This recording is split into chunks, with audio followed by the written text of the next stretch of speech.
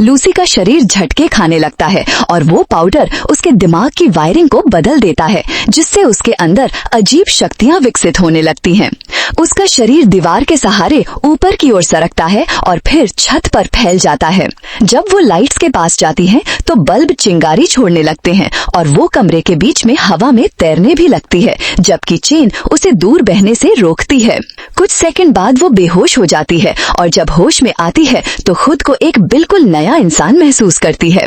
अजीब सी शांति के साथ वो वापस कुर्सी पर बैठ जाती है और पूरे हालात का विश्लेषण करने लगती है। तभी एक गुंडा ये देखने आता है कि वो ठीक है या नहीं।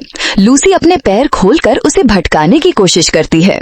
वो आदमी इस इशारे को सच मान लेता है और जैसे ही पास आता है लूसी उसे सेकंडों में पीट देती है।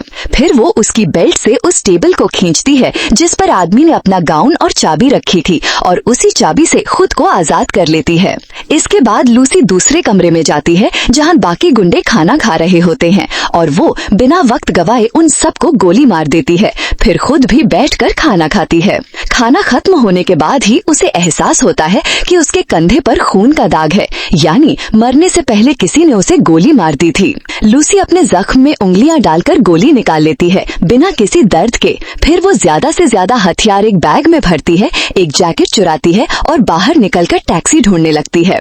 वो एक ड्राइवर को गोली मार देती है ताकि दूसरे को डराकर अपना काम निकलवा सके और उसे अस्पताल चलने को कहती है। रास्ते में लूसी हैरान रह जाती है कि उसे बाहर सड़कों पर चल रही बातें कितनी साफ साफ सुनाई दे रही हैं।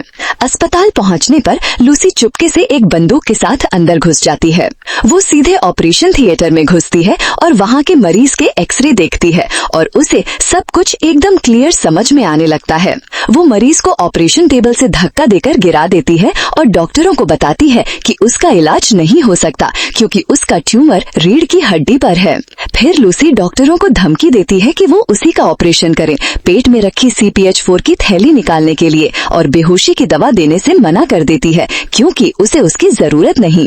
डॉक्टर ऑपरेशन शुरू करता है लेकिन लूसी को चाकू से कोई फर्क नहीं पड़ता, बल्कि वो तो उसी वक्त सर्जन का फोन उठाकर अपनी माँ को कॉल करने लगती है जैसे ये कोई आम सी बात हो। खुशकिस्मती से गुंडे अब तक उसकी माँ तक नहीं पहुँचे थे और लूसी फोन पर कहती है कि अब वो सब कुछ महसूस कर सकती है, लोगों की तरंगे, यहाँ तक कि धरती का घूमना भी। उसे अब वो याद आने लगता है जब वो एक बच्ची थी, यहाँ तक कि जब उसने पहली बार अपनी माँ का दूध चखा था, वो पल भी। फोन काटने से पहले वो अपने माता पिता से कहती है कि वो उनसे बहुत प्यार करती है और उनके द्वारा किए गए हर एक काम के लिए आभारी है। उसी पल सर्जन उसका ऑपरेशन